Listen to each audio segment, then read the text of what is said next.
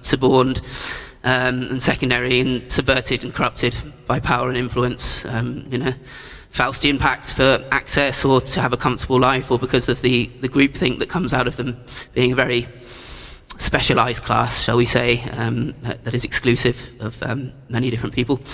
But you've heard of that from much better people than me. I will salute my comrade Chris Williamson, who I met at the Rebel Tent at the Beautiful Days Festival before he had been drummed out of the Labour Party for standing up for the rights of the Palestinian people. And so he knows firsthand what it's like for media to be complicit in a campaign of bad faith, an innuendo and a taboo. This is what we see against Julian Assange. My personal story in this connection began with the tragic event that we are trying to prevent here, which is the avoidable loss of life of a courageous truth teller by the name of Aaron Swartz, who was a young internet wunderkind in the United States, who helped design some of the protocols that we still use on the web today, RSS, but then went into activism, not maybe out of predilection or because he wanted to be involved in politics, but out of a sense of necessity, because he wanted to, again, bring about this better world through the internet. And he helped stand up against some bad legislation that the United States Congress was bringing in to curtail internet freedoms and to empower the copyright cartel and the security industries to undermine users' rights. And because he was so successful, because he had been associated with creating technologies to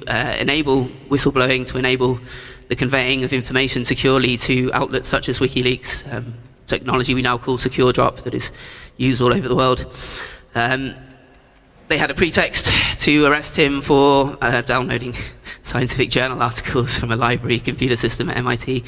And he was hounded to death by an overzealous prosecutor, and because he was in the bad books of people in power that wanted to make an example of someone so that others would not be so courageous, because he had been an inspiration to others.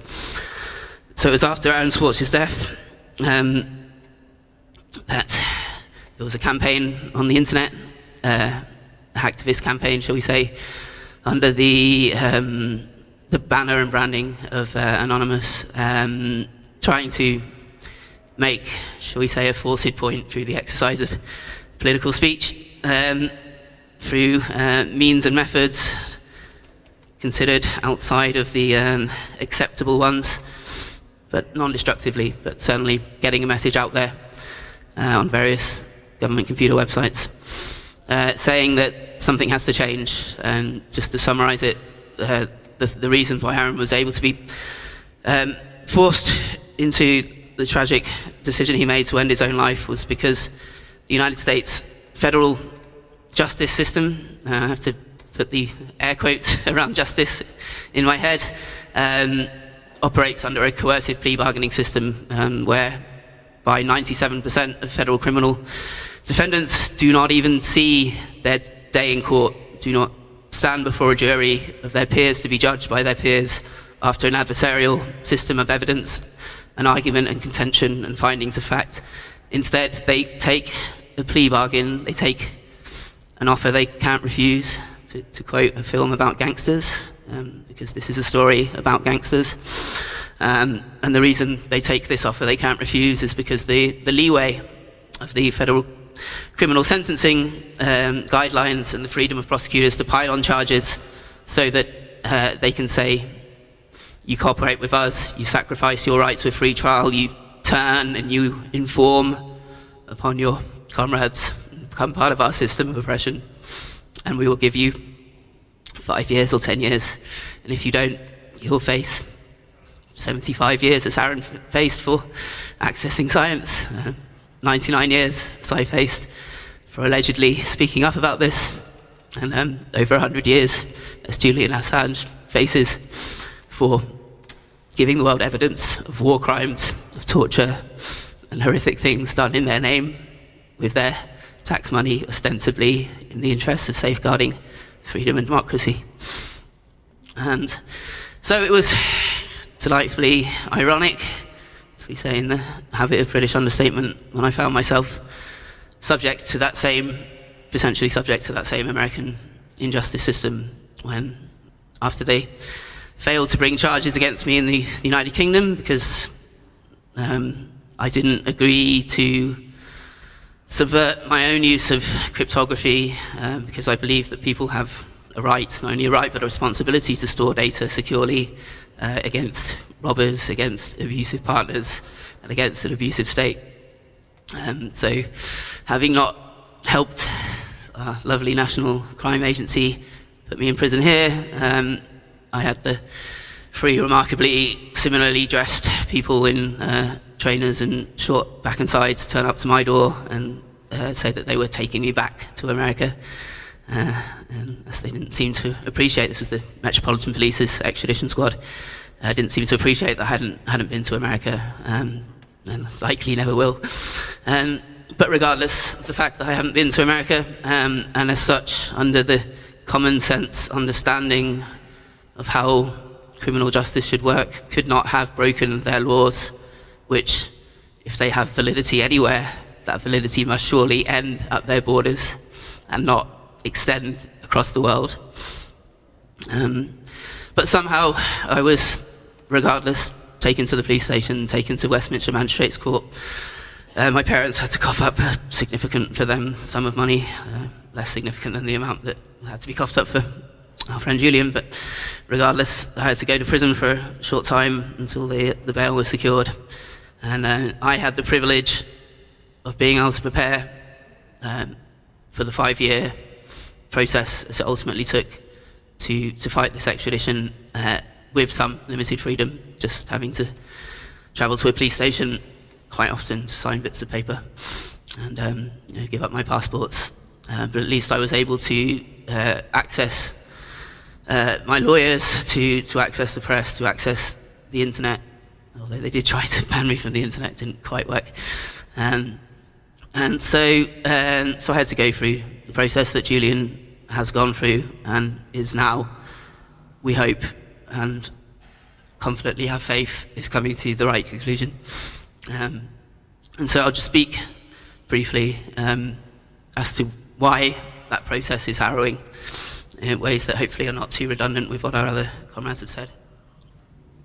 So firstly, we might have this naive expectation from watching so much propaganda we see on the television of law and order programs and other attempts to whitewash and romanticize how justice is run by the state, that when you go to a court, there will be some effort at objectivity, and there will be some attempt to have fairness, that there will be a judge whose job is to ensure that there is no foul play, that there is no systematic attempts to distort the truth, and that the process shall be fair, that that justice should be blind, that all should be equal before the law. Unfortunately, this is not the case at the best of times. Certainly not for people that don't have the privilege that I have of being white and sort of middle class sounding and male. But in the case of extradition against the United States, there is not even the pretense of a fair process, because the treaty was renegotiated in the wake of the war on terror, or the war on terra, planet Earth, that was engaged upon by George W. Bush, Tony Blair, and the other lackeys in the coalition of the willing, but had been the agenda of the people behind those convenient representatives for some time, and continues to be their agenda. And it was renegotiated such that there is no requirement for the United States to prove even the lowest definition of there being an answerable case, which is the legal term of a prima facie case. So on the face of it, that there is evidence to believe that this person has committed a crime in this jurisdiction that should be answerable in this jurisdiction, and therefore the court should have faith that they will receive a fair trial on the other side of that process. Because this requirement was taken away, it meant that I had to sit in that goldfish bowl at Westminster Magistrate Court, as Julian has had to sit and observe a long sequence of lies and distortions and dissimulations be trotted out, and be unable to stand up in frustration, as I saw Julian do. Felt very much how I had felt in that situation, the need to say, hold on a minute, it's not even false, it doesn't even make sense what you're saying here, it's not even conceptually cogent, etc. Instead, you have to let the process unfold, and you have to let the arguments be argued that are able to be argued. And because the court will not entertain such obvious arguments already mentioned as the matter of jurisdiction, the jurisdiction in the case of America attempting to try people in their corrupted, unjust criminal courts for actions undertaken while not in their country, is called exorbitant jurisdiction or extraterritorial jurisdiction. It should be an easy reason to throw the case out. The disparity in sentences. To be extradited, there has to be what's called dual criminality. It has to be equally an offence in the requesting country as the requested country. But they do not take into consideration that it's not an equal crime if in this country, for example, for the offences I was accused of, one might receive a custodial sentence of 36 months, whereas in the requesting country, one might expect to spend the rest of their life in a concrete box. This is not equivalent in any way. That argument could not be argued. It could not be argued, as was mentioned, that this is clearly a political offence. There's a good punk song from the 90s by Skunk Anansi that says, I won't use the swear word, but yes, it's freaking political. Everything's political. There is not an act of truth-telling that isn't political, especially when that truth-telling is about the ways in which politics has perpetrated horrific abuses, and the so-called measures that are supposed to hold them in check, the cherished fourth estate, has not just failed to provide that necessary check and balance to power, but has become complicit in its exercise, again, as we've heard so eloquently. So, in the absence of any of these quite reasonable arguments, it had to come down to the question of an incredibly relevant and important question of whether someone might survive incarceration in that system, survive even the process before they are sentenced under colour of law, which involves sitting in the jails, going through protracted trials designed to wear you down and to destroy you.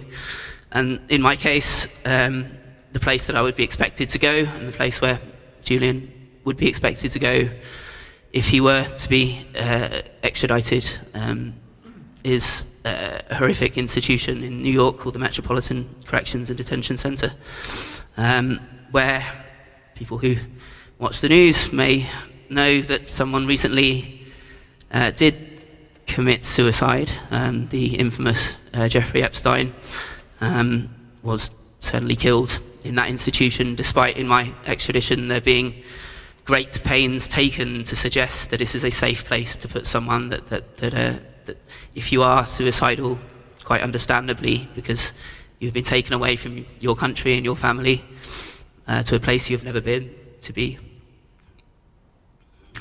torn down and tortured by strangers for trying to do the right thing, that you might find yourself lacking any more in any hope, knowing that your life has been reduced from all its possible value, all its possible capacity to being an example to others, to scare them out of similar acts of courage, that you might then want to take that way out and not sit through that for the rest of your life. And so it was found in my case that despite the great efforts made by the prosecutors to suggest that it's all hunky-dory and it's ring-a-ring of roses, not ring-a-ring roses, but like nursery rhymes and kumbaya in this detention system, that actually, no, it is horrific. That when somebody is deemed to be suicidal, quite understandably many are, most will actually attempt to cover this up, because the so-called treatment to make you safe is to put you on suicide watch. And suicide watch is unfortunately just a euphemism for another kind of solitary confinement, where you are taken away from society, taken away from any group activities, and you are kept in another small cell, not allowed outside, and watched night and day until you find this so torturous that you will make out that you're feeling much better and go back into the general company of the prison. And it is at that point that people sadly effect their suicides, and they do so in numbers that would make you sigh if you were to have had to look into it as I have had to.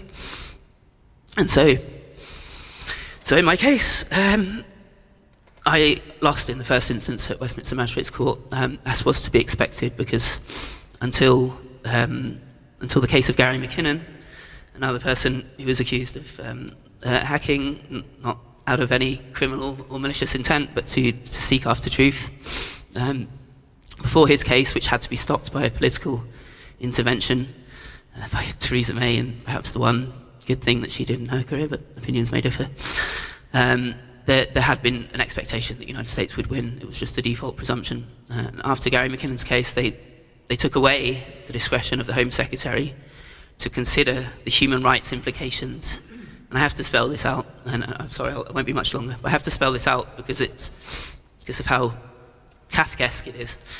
So whereas before, it is and remains both a judicial and a political decision to render up a citizen or a subject of one nation state, of one sovereign territory to another,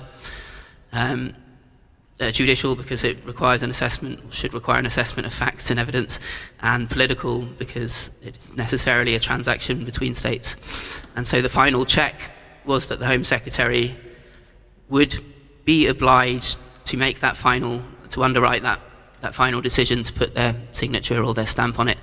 And they would be required under human rights law in this country, stemming from the European Declaration of Human Rights and the United Nations Declaration of Human Rights, and stemming from case law that says that all decisions of the executive must act in accordance with human rights. They had to consider whether that somebody's right to life and dignity and other human rights would be infringed by this extradition. And the government took away this requirement, and so we had to write a letter to the Home Secretary, and we received a reply saying, well, I'm very much aware of the circumstances, and unfortunately my hands are tied, and I cannot consider whether the likelihood of you dying as a result of me signing this paper is a reason not to do so. So that just baffles me that this is somehow considered to be in line with even our unwritten constitution. But we lost, and it went to an appeal, and the only reason we really managed to get it to an appeal, I should say, is because I was supported, and I owe a great debt to not just many people such as yourselves. I mean, many of you said it's the same people I recognise and I'm thankful to see again, but also because an organisation that was set up by Julian and WikiLeaks in the wake of Edward Snowden's plight and his flight, and being rendered stateless in Moscow after they they successfully took down a plane of a president of another sovereign country in Latin America to try and get him. A fund was raised for him, and an organisation called the Courage Foundation was created to stand up for whistleblowers and people involved in truth-telling. And it was through their support that we managed to organise a campaign similar to the campaign that I'm seeing in front of me, whereby it was brought to impress upon the courts that this is not just a matter that they can rule with unscrupulously and expect to get away with, because people are watching and people care, and people stand up for what is right and demand not through violence, but not passively either, but forcibly through their voices and their physical presence, and their ability to speak, as people here are speaking about what is right, and to make others listen, to have them see. And so, after another few more years of harrowing process, before a panel of judges on the Court of Appeals, Mr. Justice Ouseley, a cantankerous old gentleman who was so far in the prime of his years that he didn't care about upsetting the whatever special relationship politics might require deference to the United States, and the newly elected Lord Chief Justice of England and Wales, or Judgy McJudgeface, as I endearingly call him. And I was happy to see this week that he is also on the panel that will be hearing the case tomorrow and on Thursday. And if they let me into that courtroom, I will look him in the eyes and remind him subliminally the decision that he and Mr. Justice Ouseley came to, which was, and I will quote, that it would be unjust and oppressive, being precise judicial, jurisprudential, quite precise legal language, be unjust and oppressive in light of our obligations under human rights to send someone such as myself, someone, as is now argued, such as Julian, who would face such dehumanizing and torturous conditions, as to make it, in light of our character, our disposition, our history of mental health or mental uniqueness, shall we say, that there could not be a reasonable assurance of the preservation of their life. And so I hope that this will hold in this appeal, that the grounds by which this extradition was refused in the magistrate's court, that it would be unsafe to send Julian Assange to this horrific regime, to render him unto the same regime whose war crimes he reported, something that would be beyond the ability of anyone to consider for any other country in the United States, that they will be found that this cannot be done. And so I hope to be with you when we see that outcome.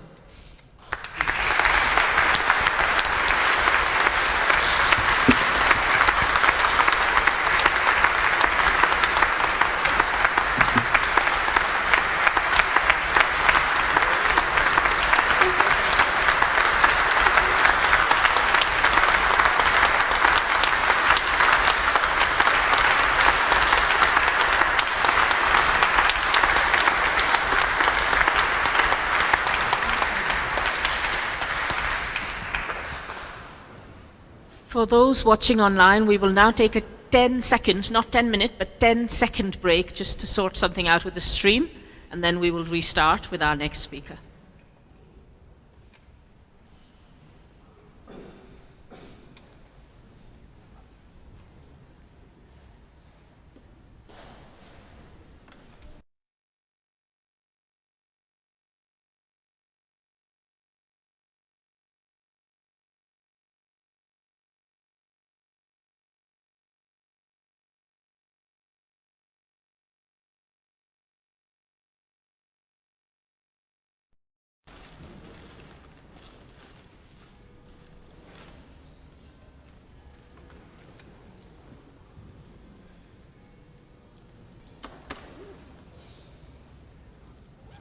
Thank you very much for bearing with us. It was wonderful to hear from Lowry and hear the truth. At this time, it's also important for us to, before we move to Andrew Feinstein, to take a minute to send solidarity to Daniel Hale, who is in the Communications Management Unit in the US. Daniel, of course, is the drone whistleblower and has sacrificed a huge amount to be able to tell the truth.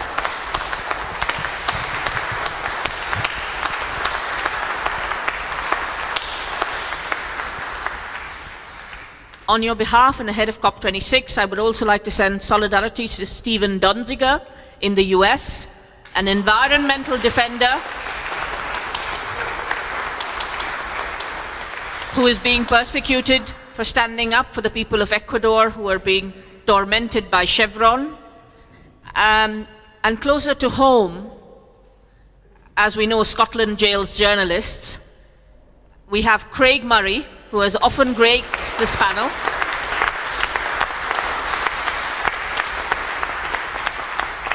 Craig is in Edinburgh's Sorton prison, locked down because there has been a COVID outbreak. And we send him and his family our love and solidarity. And of course, to all those unnamed millions who were tortured, destroyed, who had their homes, their lives destroyed all over the world because of US imperialism.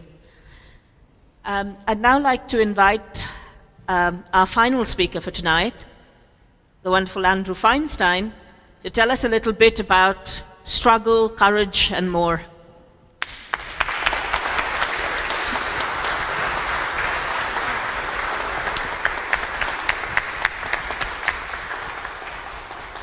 Thank you so much, Deepa. And if I could also add my thanks to you and to all of the people in the campaign who do the extraordinary work that you do.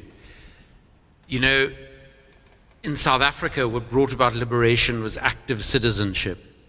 And this campaign is a wonderful example of active citizenship.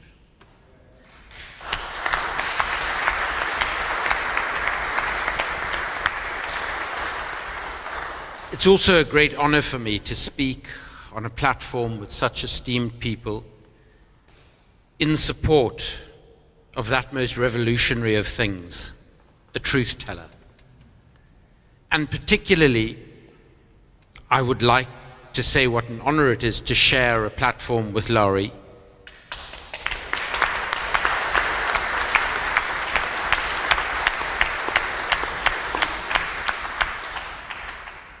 For it is your courage, your imagination, and your humanism to conceive of a better world that is so important at a time when, as we listen to those names of people who are suffering because of their commitment to truth, because of their commitment to a better world, we have to ask ourselves, what on earth is going on?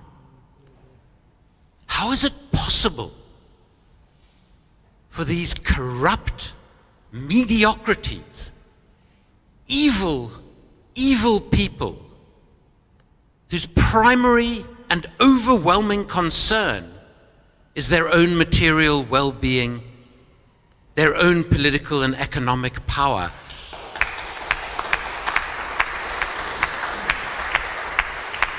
How did we get to this point? And how on earth do we get out of it? And I want to talk, and forgive me for being slightly personal and slightly anecdotal in doing this. I want to talk about two aspects of why Julian has been treated as he has. Because it is, of course, a tragedy and a travesty of justice that we need to be here at all. Let us remind ourselves that what Julian has revealed in the most powerful way possible, in the words, in the writings of the powerful, how they have undertaken illegal invasions, illegal in terms of their own laws, illegal invasions that have led to numerous deaths, to torture, to war crimes. And because he dared to expose the militarism and the arms trade that underpins it, this is a trade that accounts for 40 40% of all corruption in all global trade.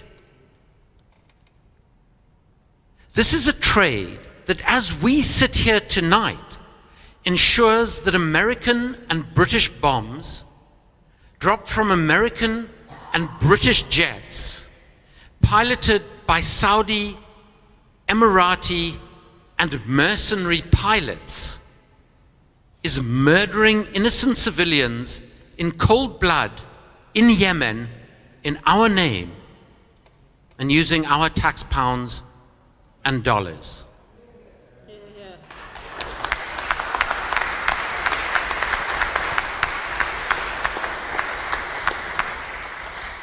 And who benefits from this? Who benefits materially and politically? And it's not always as direct as the case of our former Prime Minister Theresa May, who, as she continued to sell arms into the Yemen conflict, as she gave the go-ahead for bombings in Syria, her husband, through the business that he runs, which is invested primarily in the very defense companies that were profiting massively from these military outrages. It's not quite as direct as Theresa May and her husband were benefiting, but it's as pernicious and egregious, because it is the politicians, their political parties, who receive extraordinary sums of money from all of those involved in this deadly trade. The military and intelligence leaders who leave office to get paid in retrospective bribes with huge signing-on bonuses of the very defense companies to which they have given contracts while they're supposedly serving in public office.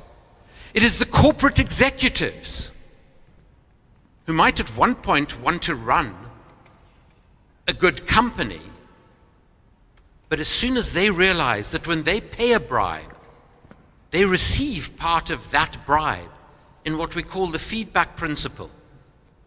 Just as Sir Richard Evans, executive chair of BAE Systems at the time that they paid £6 billion in bribes on an arms deal with Saudi Arabia, was rewarded with a £6.5 million apartment in Mayfair in West London. Or Margaret Thatcher's son Mark, who was paid a £12 million bribe on that same deal. These corporate executives soon are not looking for someone to sell weapons to. They're looking for someone to bribe, because that's how they can make the most money. And of course the intermediaries, not the shadowy, dodgy arms dealers of Hollywood films, but the besuited multi-billionaire arms dealers who live in the most expensive parts of London. The bankers, the lawyers, the auditors, and the consultants, all of whom become incredibly wealthy on the back of this trade in death. And of course, all of this is protected by a veil of national security imposed secrecy. The very veil which people like Laurie and Julian and others have been courageous enough to try and pull aside, so that we, the citizens of the countries doing these things, can see what our leaders are doing in our name and with our money.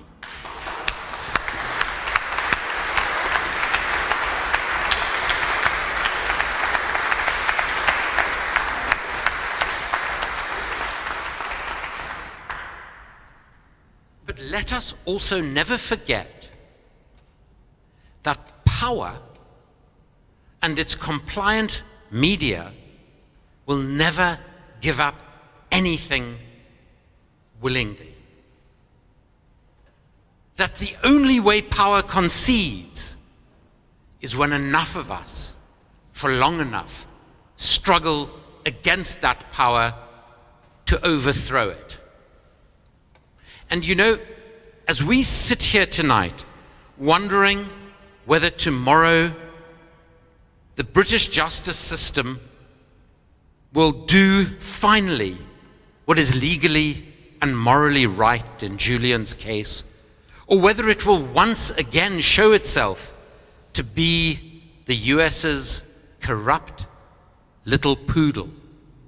As we sit here and imagine the foreboding that Julian must be sitting in his cell with tonight, as we sit here, let us commit ourselves to the sort of struggle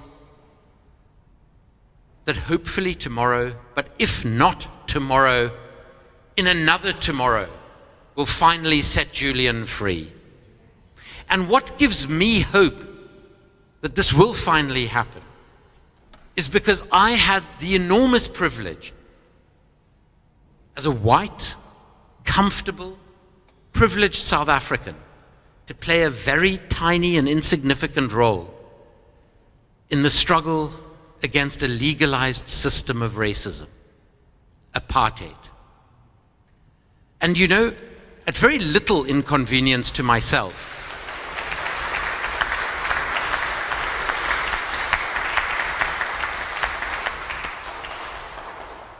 very little inconvenience to myself, I was forced to leave my country, South Africa, in the mid-1980s to avoid serving in the apartheid military. And the night before I was needing to leave the country at somewhat short notice,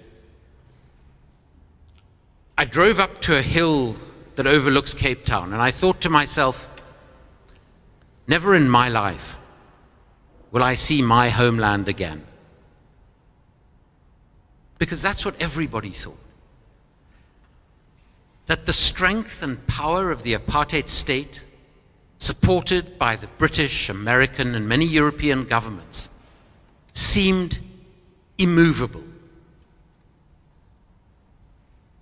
If someone had told me at that point that just 5 years later, Nelson Mandela would walk free from 27 years of prison, that 4 years after that, he would be the country's democratically elected president, I would have not just questioned their level of political understanding, I would have questioned their sanity, because it seemed an impossible dream. But that is what happened.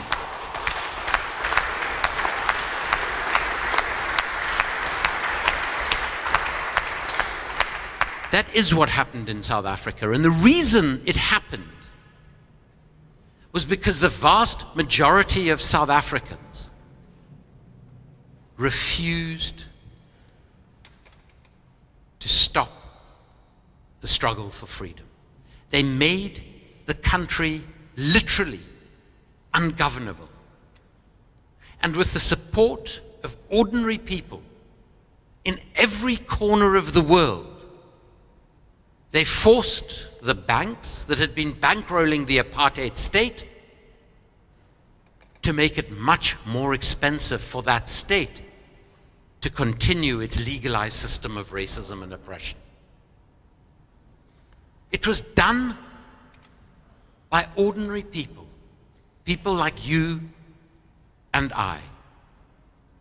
And South Africa's democracy has not been without massive challenges. After over 360 years of racist oppression, that's hardly surprising. One of those challenges is the way in which military corruption elided from the militarized apartheid state into our young democracy.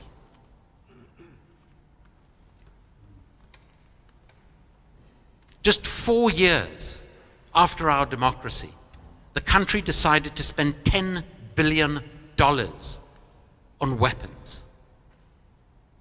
weapons that we didn't need, weapons that we have barely used. This was at the time that our President Thabo Mbeki told the 6 million South Africans living with HIV or AIDS that we couldn't afford to provide them with the antiretrovirals they required to stay alive. Over the next 5 years, because of that policy choice, 365,000 South Africans died avoidable deaths. 32,000 babies a year were born HIV positive because we couldn't afford mother-to-child transmission treatment, but we could afford to spend $10 billion on weapons because conservatively, the defense companies, led by BAE Systems, championed by Tony Blair, paid $350 million in bribes. But you know what? In South Africa's young democracy, where our investigative media puts a country that is supposedly home to the world's oldest parliament to shame, on the 11th of April next year, I, along with over 200 other people, will give evidence against former President Jacob Zuma and the French arms company Thales, who bribed him for that corruption.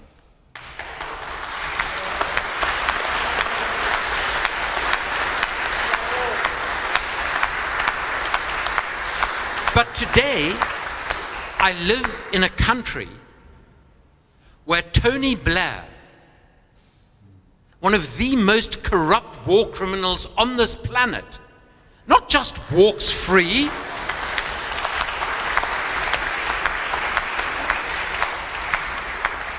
but every time he opens his mouth,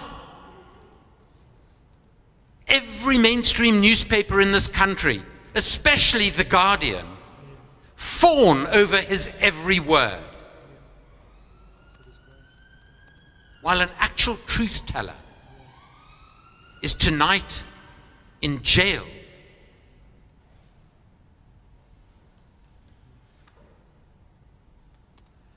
So let us remind ourselves that to change our political system, to change the nature of the world that we live in, that benefits not even 1% of the population of this planet. It is up to us and no one else. And so let us say together tonight, and let us say together tomorrow morning, and let us say until Julian is free, justice for Julian.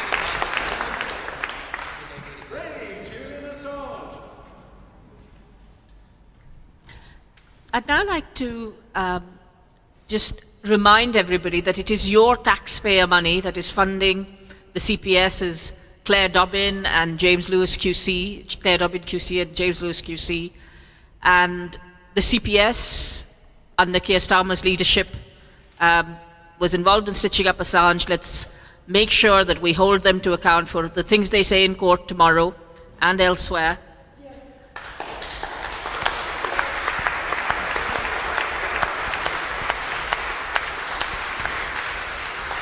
Let's remind ourselves that the real criminals are George Bush, Tony Blair, and their numerous allies across the world, including in Sweden, which wanted to prolong the Afghan war so that they could sell more Gripen fighter jets, In Ecuador, where they denied a citizen of asylum without due process.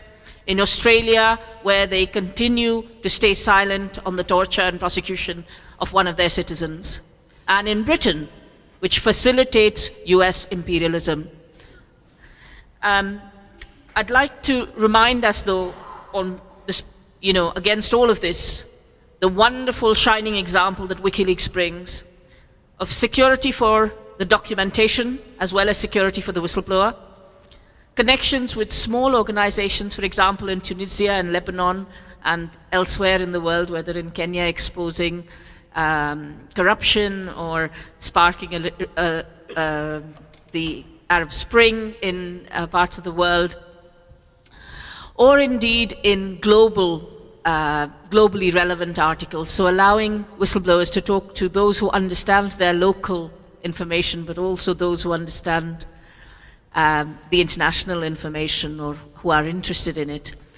Allowing us to have a secure Dropbox facility that is now emulated by many national newspapers and I believe over 29 different free speech organizations and whistleblowing support organizations.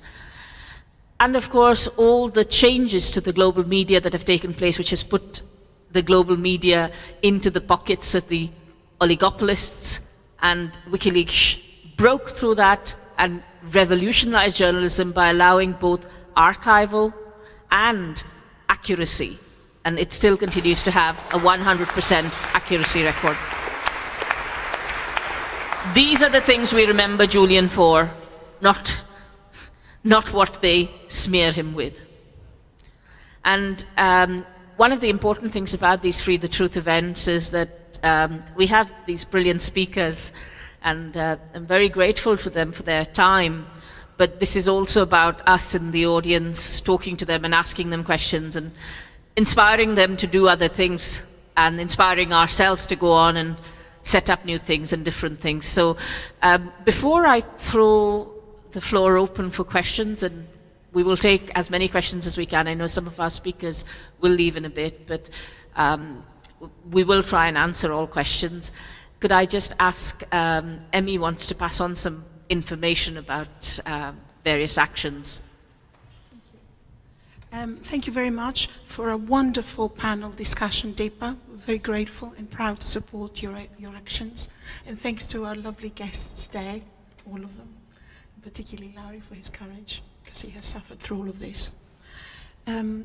All of us will be at the court, I expect, tomorrow. So very, very grateful for everyone turning up. One of the things we can do as people, members of the public, is sign petitions. And as I was on the 11th of August inside the court, I looked at the judges and I found they are human like you and I. And I thought, looked around for representatives of the public, and there was none. There was no jury in these proceedings. This is a point that is extremely important and one that we have to revisit in the future for extradition cases. I have here a petition I'd like to quickly read, and I would please ask you to put your names at the exit on that piece of paper. I'll read it quickly. To the judges presiding over US versus Julian Assange. You have in front of you the case US versus Julian Assange, the publisher of media organization WikiLeaks. The way this case has reached you, you are asked to deliberate on narrow aspects of the law, without looking at the broader picture of the consequences of your decision.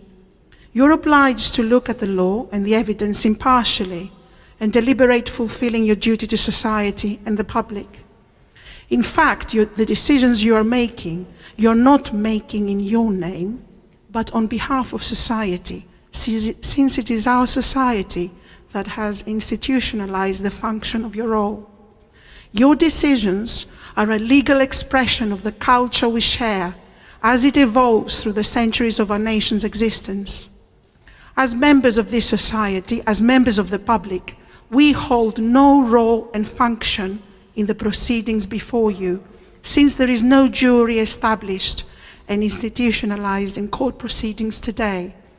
We have no role or function as members of society today, other than sit in the public gallery and come outside the court raising our voices to be heard loud and clear, expressing our view that the prosecution of Julian Assange is not in the public interest and he should be freed by this court. Yet, we are part of the fabric that supports your function. We fund the building and upkeep of such fine buildings. Our tax sustains you and your families. We support the good functioning of the royal courts by keeping our side of the social contract to adhere to its decisions collectively. In that capacity, which beseech you, do not put upon us collectively the responsibility for Julian Assange's intellectual and physical demise. We do not want his blood on our hands as a society. Through his publishing work with WikiLeaks, Julian Assange propagates society's progress through learning and increased understanding of a human condition, how the world works, how our public life really functions, fundamentally supporting the pillars of our democratic system. His work gives the opportunity for enlightenment, desperately needed for people in our society.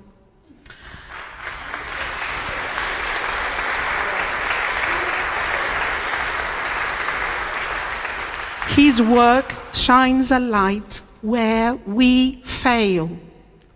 As a society, we fail as a society, and these failures have dramatic consequences on people's lives abroad and at home. This is why the prosecution of Julian Assange is not in the public interest. Your decision on the case before you will determine what direction our society takes for the future. Choose enlightenment and not darkness.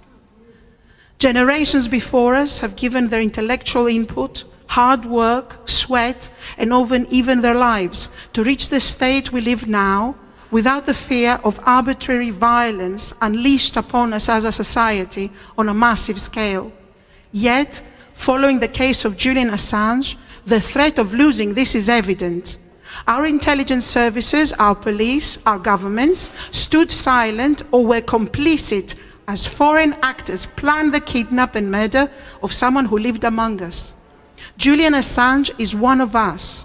His prosecution is not in the public interest.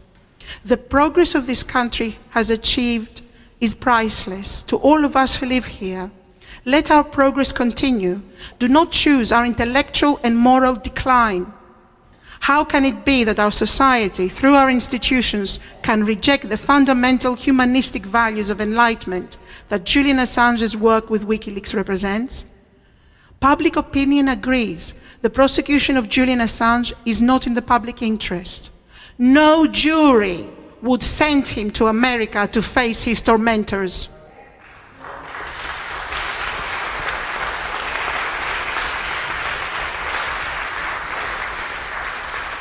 In times when our society is tested, we find out who we truly are, how far we have reached as a society morally.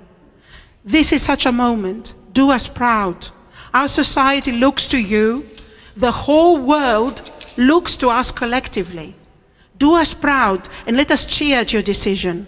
Don't make us hang our heads in shame of what we have become. The prosecution of Julian Assange is not in the public interest. Release him.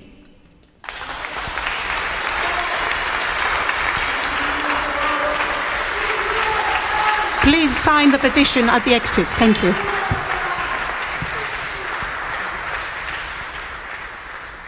I'd now like to invite questions from the audience.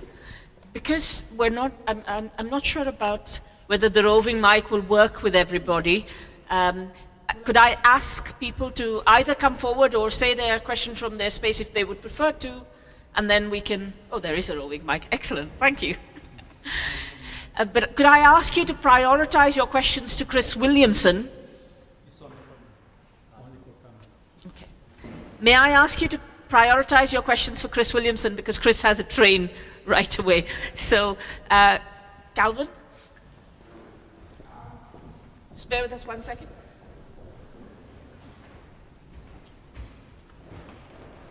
At the moment, this country is being led by the most corrupt, cronyism-led government of my lifetime. The judicial system in this country is a joke. The charges that Julian Assange face are farcical. They are an absolute joke. How he has been held captive in Belmarsh this long is a joke.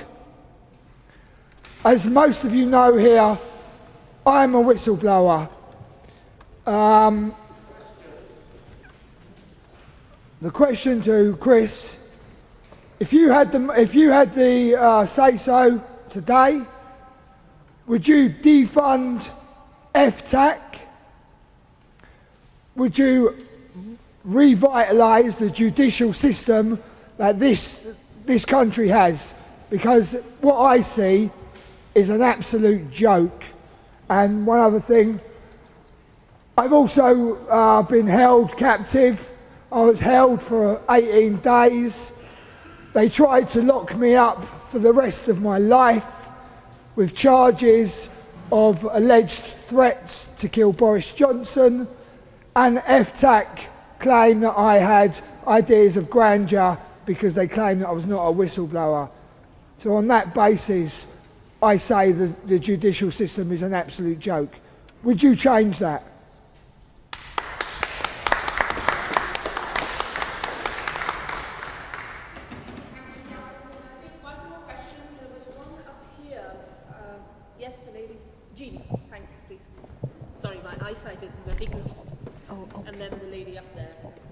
Hi.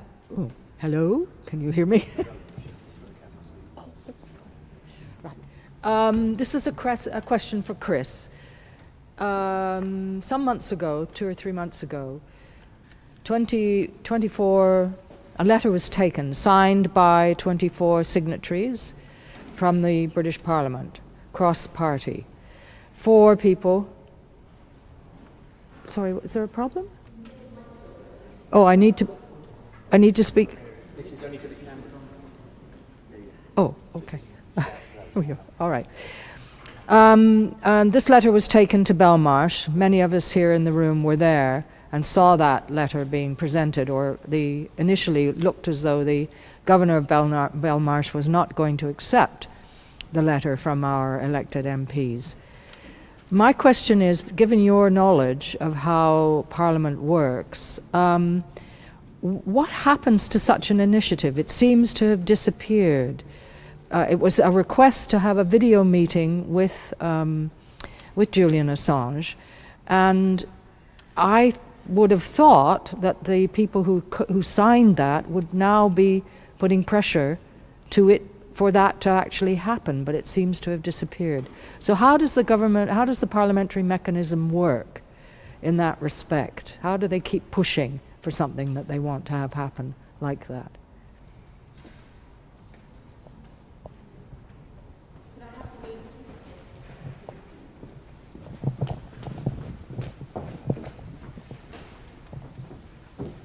My question is to Chris Williams. My question is to Chris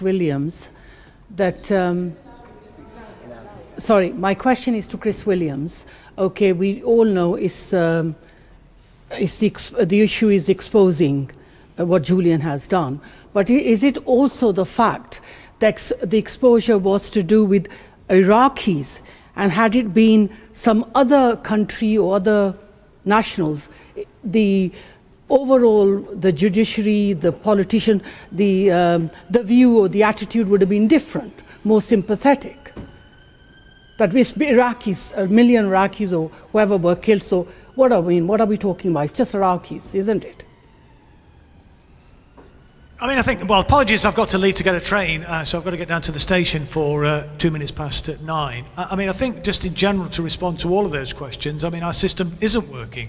Parliament doesn't work. Our representative democracy is broken. The problem we've got is that our representatives on both sides of the chamber are not representing us. They're representing the 1%.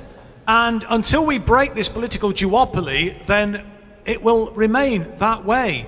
So I think my call to all of you today and everybody who's watching is that we have to band together in order to demand a different type of system. We need to break our representative democracy and replace it with something better. We need to replace it, in my opinion, with a participatory model of democracy. And yes, our judiciary is not working. The system that the comrade mentioned at the beginning isn't working.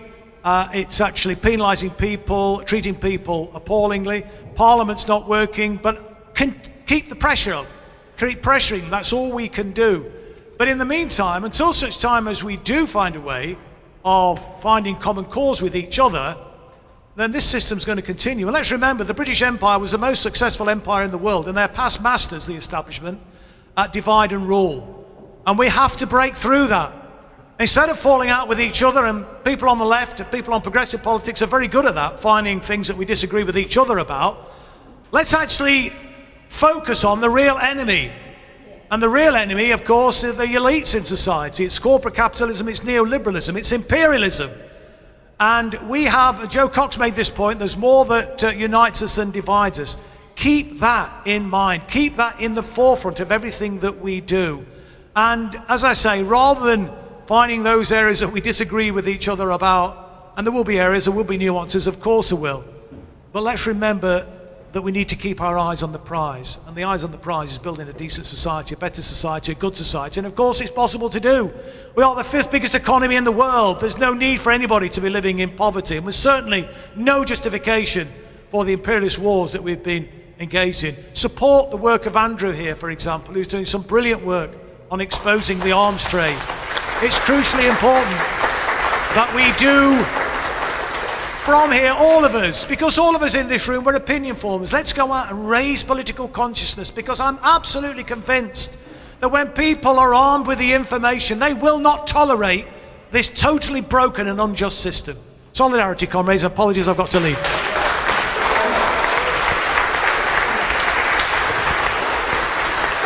Thank you.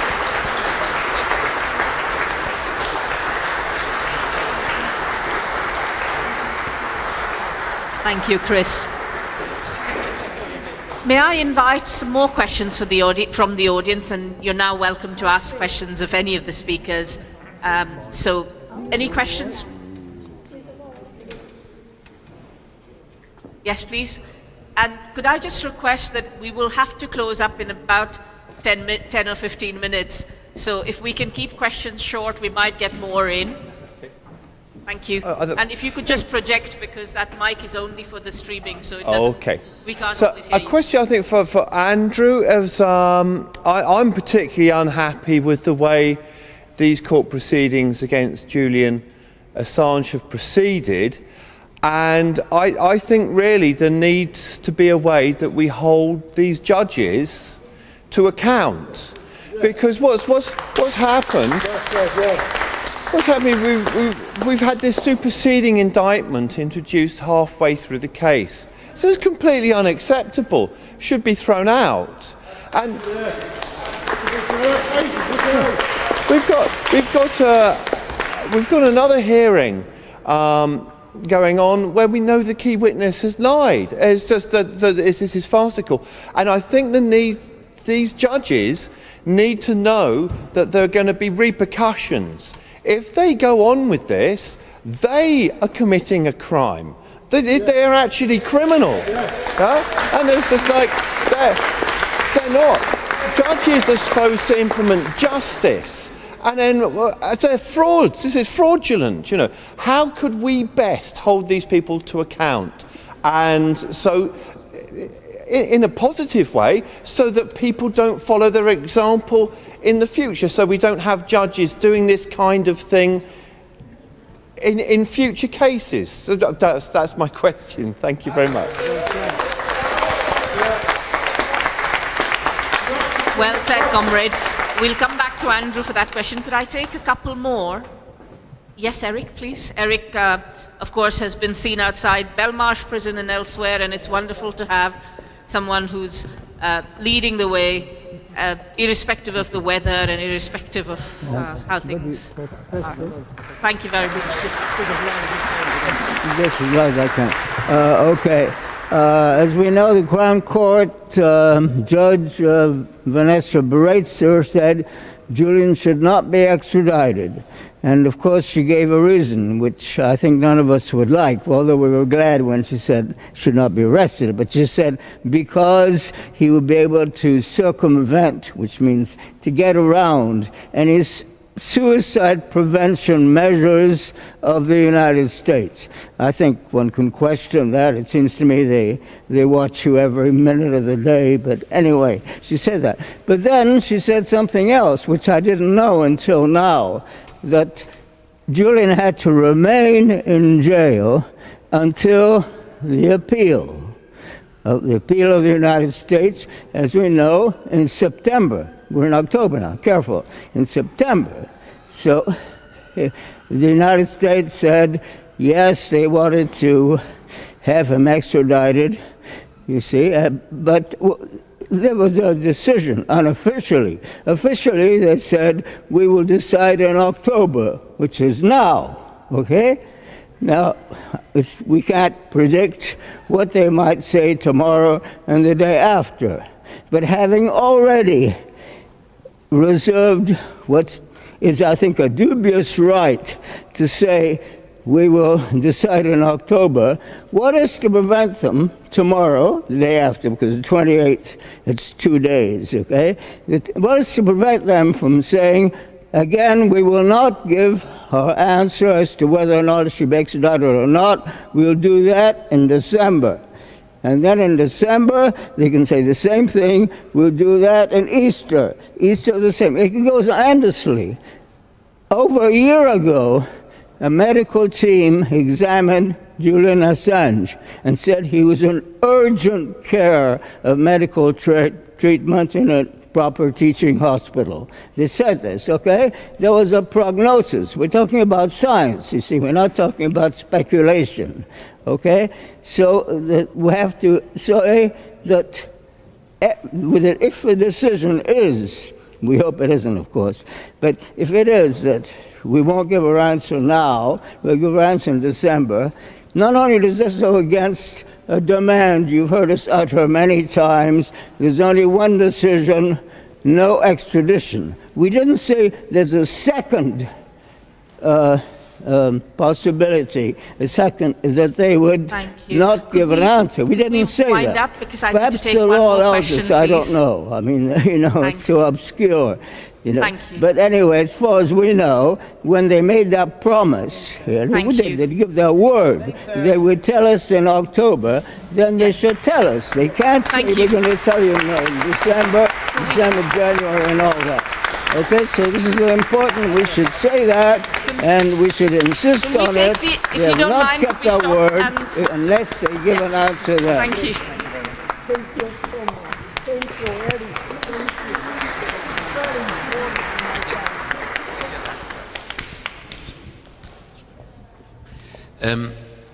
In terms of responding to the issue of holding judges to account, you know, in any struggle, you have to do things in parallel. The reality is, the way we look at the global arms trade is that the only thing that is going to bring real profound change to the nature of the arms trade and the militarism that informs it is profound political and economic change in the way we're governed, in the way our economies are structured. And I'm not convinced that's going to happen in my lifetime. But that doesn't mean that one shouldn't struggle towards it. At the same time and in parallel, one has to deal with the situation as one finds it in the here and now. So in dealing with the global arms trade, one can't ignore what is happening in Yemen today and trying to mobilize specifically around trying to stop the murder of innocent civilians by our governments. And it's a similar issue when it comes to the judiciary and to what we are seeing in the case of Julian. So the first very important thing to bear in mind is that there are many things we can do in the here and now. There have been complaints that have been lodged. So misconduct in public office complaints have been lodged in relation to Judges Taylor, Snow, and Arbuthnot. Those have been made. They are on the JADC website. They need to be supported. So every one of us needs to look at that website and needs to ensure that as many other people as possible see those complaints and support them. Then we've got to look at the antiquated system of justice in this country.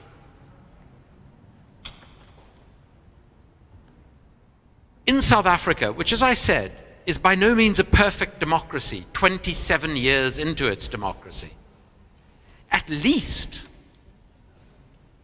there is a public process in which public representatives ask questions of potential judges. And the judges have to respond, and every South African has access to those hearings on television and or radio, which in rural areas is used far more than television. Now, I'm not saying the South African judicial system or the South African judiciary is perfect. But when I look at the way in which South Africa's constitutional court, with a very progressive constitution, let's say, has held the state to account, regardless of who constitutes that state, I actually think the United Kingdom could learn a great deal from it. So I think there are processes that could be brought to bear that would make the appointment of judges a more open, a more public, a more participatory process.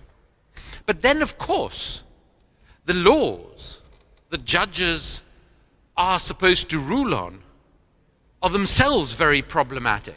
And we've heard how there are adjustments made to laws because of political developments, because of military developments like the so-called war on terror, etc., etc.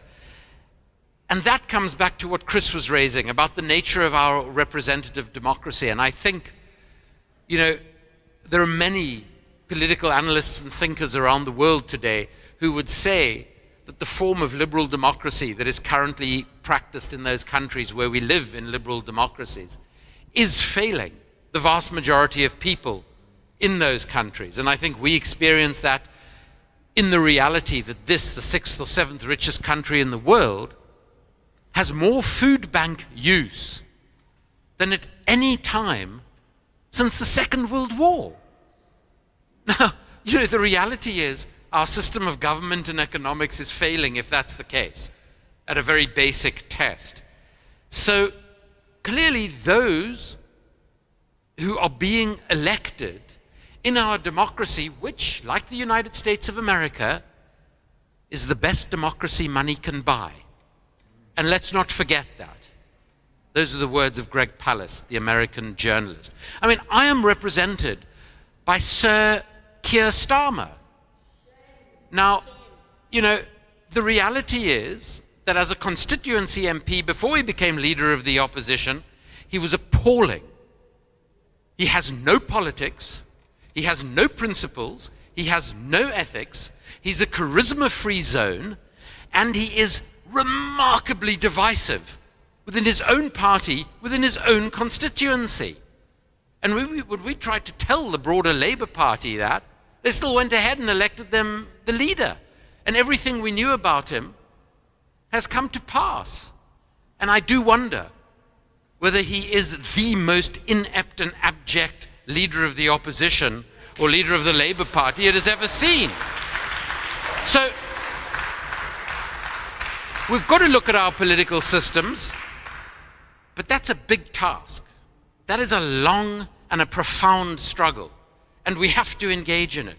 But at the same time, we've got to do the things we can do now. So I would say to you, when we go home from here, let's all look at the JADC website.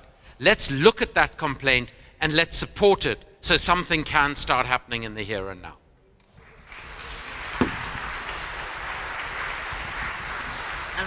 For the final comment of tonight, I realize there are a few other people who have raised their hands, and we'll try and take you, but because we are live streaming this and we have the room until a certain time, I'm going to invite Lowry to make some comments. But if you as long as the speakers are willing, and if you're willing, and as long as they don't chuck us out, you can stay and ask a couple of questions, but we will stop the live stream once this final comment is given. So there were a lot of very good questions there. I took from them a few points, really, and I just, add to and enrich what was just said.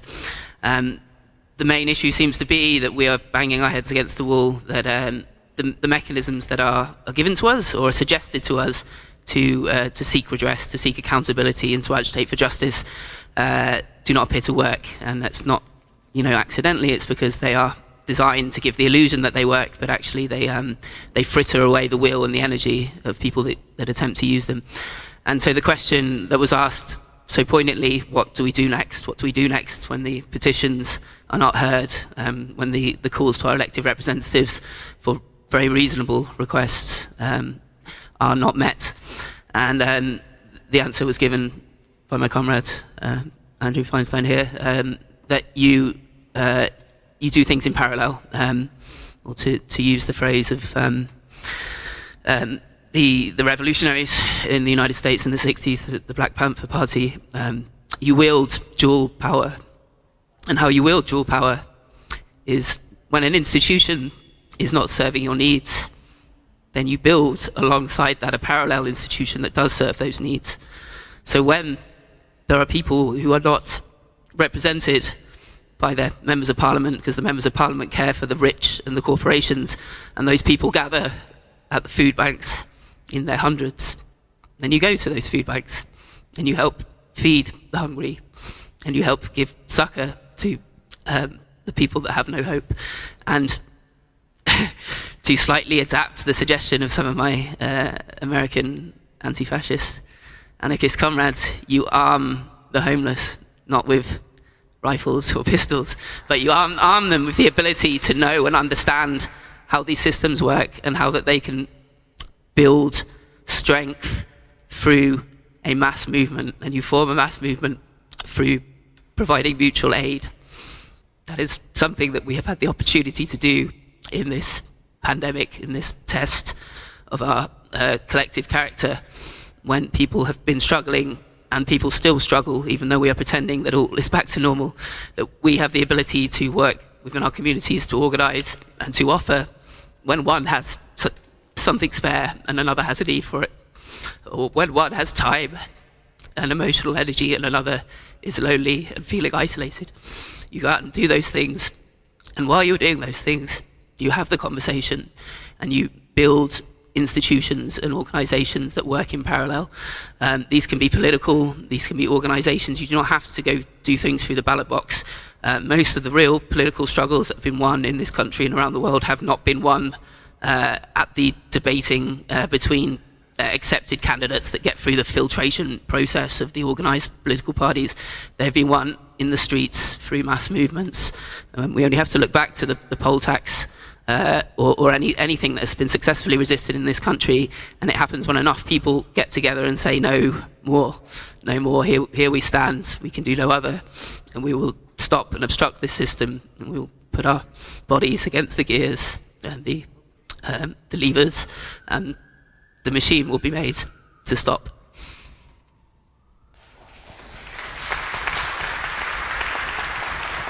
Thank you, Lowry. I'm being given a very clear sign that we will have to leave the hall very shortly. So please, may I request you all to remember the buckets, because that will pay for some of our speakers' travel and the hire of the hall.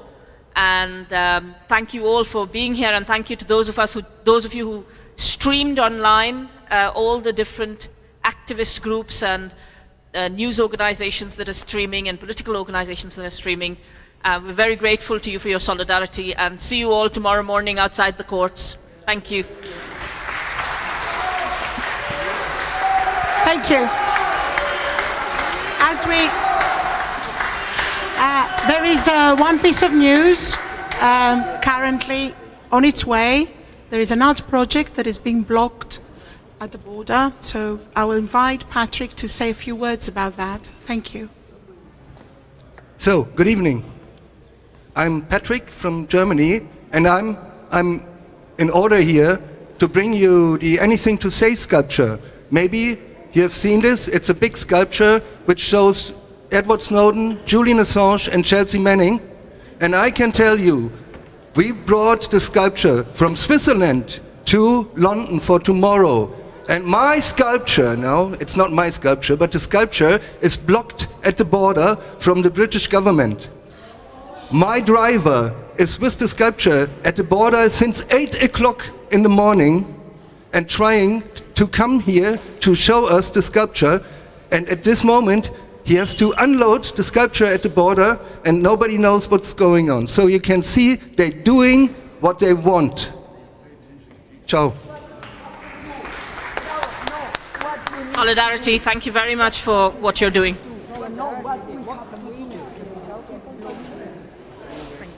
They're not saying why. Sorry.